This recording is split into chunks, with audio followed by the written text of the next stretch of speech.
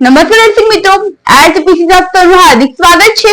હું છું આપની જાણી મકવાણા। તો સાહેબ કરતા પહેલા નજર કરીશું આજના મુખ્ય સમાચાર પર।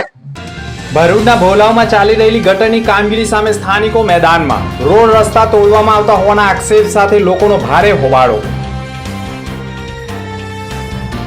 ભરૂચ જિલ્લા કોંગ્રેસ સમિતિએ ખાનગી ડિબેટમાં આદિવાસી સમાજની ટિપ્પણી મુદ્દે પાઠવ્યું આવેદન।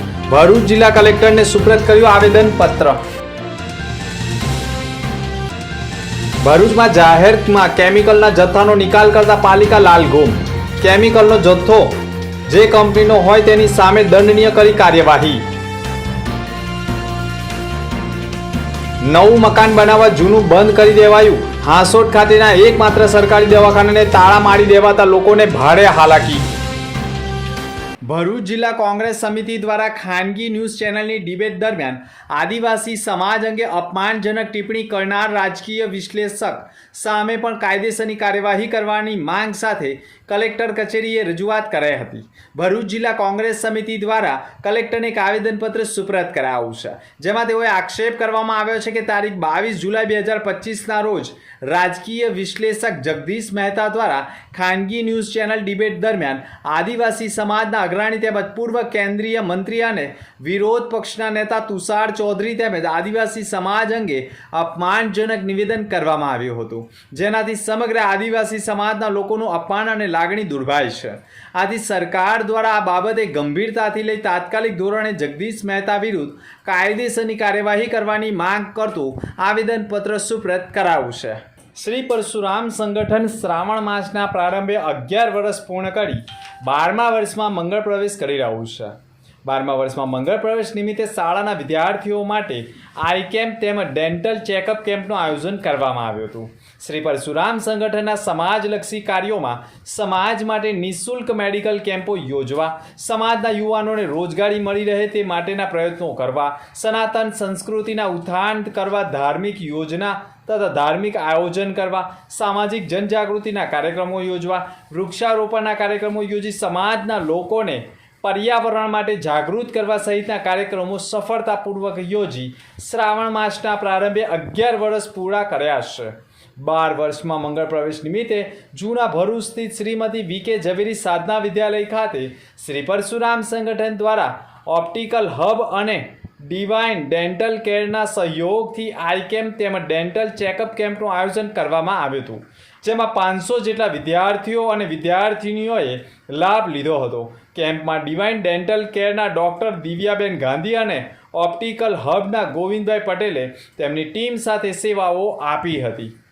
આ પ્રસંગે શ્રી પરશુરામ બચત અને ધિરાણ સહકારી મંડળી ભરૂચ શાખાના સ્થાપક રજનીકાંત રાવલ, શ્રી પરશુરામ બચત અને ધિરાણ સહકારી મંડળીના નવનિયુક્ત પ્રમુખ કૈલાસભાઈ દવે, શ્રી સમસ્ત ગુજરાત બ્રહ્મ સમાજ ભરૂચ શહેર એકમના પ્રમુખ હેમંત શુકલ, સુંદરકાંડ પ્રચારક મંડળ ભરૂચ સંચાલક સંદીપ પુરાણી, શ્રીમતી વી.કે. ઝવેરી સાધના વિદ્યાલયના આચાર્ય સહિતનાઓ જોડાયા હતા।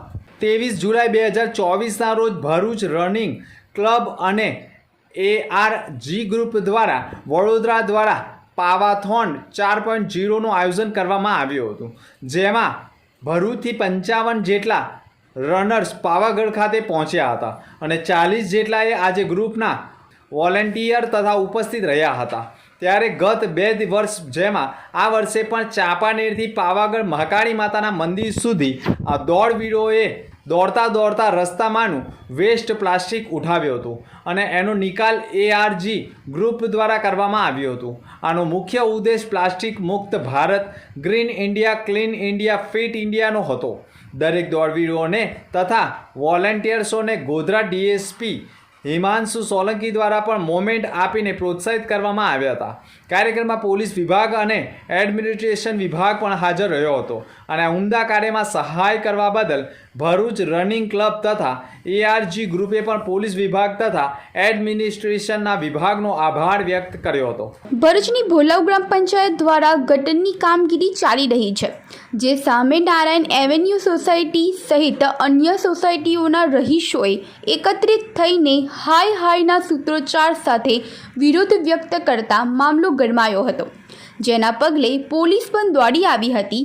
સોસાયટીના રહીશો તેઓને ભોલાવ ગ્રામ પંચાયત દ્વારા વિશ્વાસમાં લીધા વિના મનમાની કરી ગટર લાઇનનું ખોદકામ કરવામાં આવી રહ્યું હોવાના આક્ષેપ સાથે આ ગટરના કારણે તેઓના ઘરમાં પાણી ભરાવાની સમસ્યા સર્જાશે તેમ જણાવી રહ્યા હતા.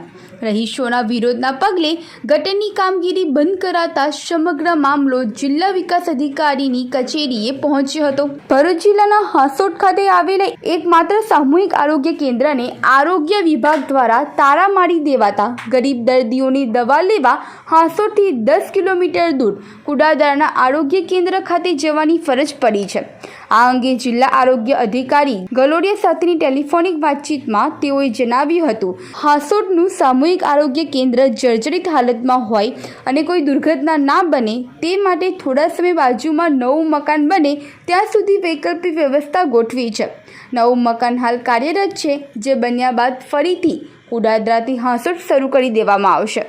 હાંસોટ ખાતે તાલુકા પંચાયત અને મામલતદારના વડાને કોઈ વૈકલ્પિક જગ્યા માટે પૂછ્યું હતું, પણ તેઓએ તેમની પાસે કોઈ જગ્યા નથી તેમ કહેતા ના છૂટકી કુડાદરા લઈ જવું પડ્યું હતું. અત્રે ઉલ્લેખનીય છે કે નવું મકાનને તૈયાર થતાં હજુ ઘણા મહિના લાગશે, તો ગરીબ દર્દીઓને હવે દવા લેવા કુડાદરા જવું પડશે અથવા તો હાંસોટમાં ખાનગી દવાખાનામાં પૈસા આપી દવા લેવાની ફરજ પડશે તે નિશ્ચિત છે. હાલ તો ગરીબ દર્દીને સરકારી દવાખાનાનો લાભ નહીં મળે તે નક્કી છે. જોઈએ હવે નવું બિલ્ડ ક્યારે તૈયાર થાય છે. હિંગલોટ ગામના વર્ષ 2024માં સુહેલ મુનશીએ ગામમાં ચાલી રહેલા વિકાસ કાર્યો સંબંધિત માહિતી ITI હેઠળ મંગાવેલી હતી, પરંતુ TDO નરેશ લાડુમોર દ્વારા કોઈ જવાબ આપવામાં આવ્યો ન હતો, જેથી ફરિયાદીએ જિલ્લા વિકાસ અધિકારી સમક્ષ અપીલ દાખલ કરી હતી. જેના પગલે જિલ્લા વિકાસ અધિકારીએ TDOને 7 દિવસમાં માહિતી આપવાની સૂચના આપવામાં આવી હતી.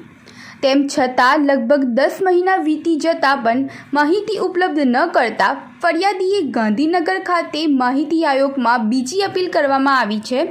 આ અપીલની સુનાવણી બાદ માહિતી આયોગે TDO નરેશ લાડુમોર પર ₹5000નો દંડ ફટકાર્યો છે. જો કે અત્રે ઉલ્લેખનીય છે કે અગાઉ નરેશ લાડુમોર આમોદ TDO તરીકે ફરજ બજાવતા હોય ત્યારે પણ માહિતી ન આપવાના મુદ્દે ₹5000નો દંડ ફટકારાયો હતો. સતત ITIનું ઉલ્લંઘન થતાં હાલ સરકારી તંત્રમાં આ ઘટનાએ ચર્ચા જગાવી છે. ભરૂચમાં ગુરુવારની સવારે રોડની બાજુમાં શંકાસ્પદ થેલીઓનો જથ્થો કોઈ ઠાલવી જતા સ્થાનિક લોકોમાં આક્રોશ ફેલાયો હતો. આ અંગે સ્થાનિકોએ ભરૂચ નગરપાલિકામાં જાણ કરતાં મુખ્ય અધિકારી હરીશ અગ્રવાલ પોતાની ટીમ સાથે પહોંચી ગયા હતા અને સ્થળ પર તપાસ શરૂ કરી હતી. જે તપાસમાં કોલસાની થેલીઓ હોવાનું ખુલ્યું હતું, જેથી અહીં થેલીઓ ઠાલવવા બદલ ટેગ્રોસ કેમિકલ કંપની પાસેથી પાલિકાએ ₹3000નો દંડ વસૂલ્યો હતો. આ બેગો જોતા તેના પર દહેજ સ્થિત આવેલી ટેગ્રોસ કેમિકલ ઇન્ડિયા લિમિટેડ નામની કંપનીના લેબલ જોવા મળ્યા હતા. નગરપાલિકા દ્વારા સમગ્ર ઘટનાની માહિતી તાત્કાલિક ગુજરાત પ્રદૂષણ નિયંત્રણ બોર્ડને આપી દેવામાં આવી હતી. GPCBની ટીમ પણ ઘટના સ્થળે પહોંચી તેનું પરીક્ષણ પ્રક્રિયા હાથ ધરી હતી. આ મુખ્ય સમાચાર પર ફરી એક નજર.